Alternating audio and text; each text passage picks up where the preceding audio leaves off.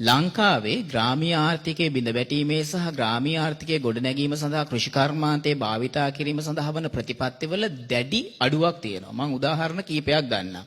ලංකාවේ තියෙන ගොරක ගෙඩිය මදේ තමයි කොලෙස්ටරෝල් වලට ලෝකේ තියෙන හොඳම බෙහෙත් වලින් එකක් විදිහට සලකන්නේ.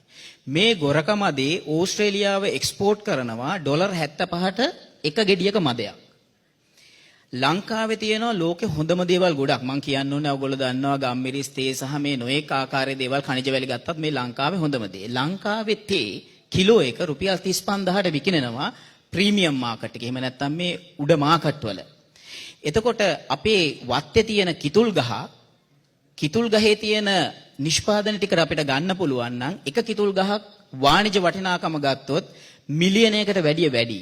කිතුල් පැණි ටික, කිතුල් හකුරු ටික, එහෙම නැත්නම් කිතුල් පිටි ටික මේ ඔක්කොම නිෂ්පාදන ටික ගත්තාම මේ වටිනකම. අපි දන්නවා ඕස්ට්‍රේලියාවේ අර මනුකා කියන පැණි එක.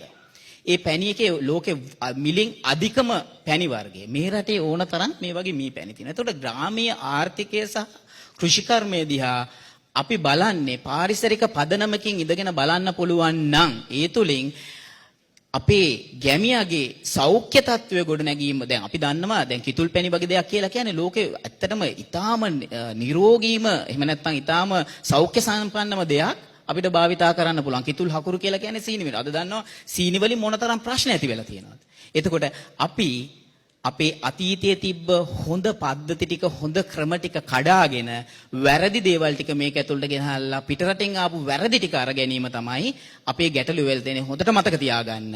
අපේ හොඳ ටික අපි ඇතෑරලා පිටරටින් එන හොඳ ටිකත් අපි වර්තමානයේ වළක්වමින් ඉන්නවා. මේ තියෙන ගැටලුව මේ රටේ දිගටම පවත්වගෙන අවසාන වශයෙන් නැවත වතාවක් ඒක ස්ථාපිත කරන්න මම හිතනවා අපිට පුළුවන් මේ ග්‍රාමීය ආර්ථිකය ගොඩනගන්න අපේ වත්ත තුලින් ගෙවත්ත තුලින් මේක සෞඛ්‍ය ගැටලු විසඳන්න, පෝෂණ ගැටලු විසඳන්න, ආර්ථික ගැටලු විසඳන්න සහ පාරිසරික ගැටලු කියන මේ අංශ හතරෙම ගැටලු විසඳන්න තියෙන හොඳම ක්‍රමය.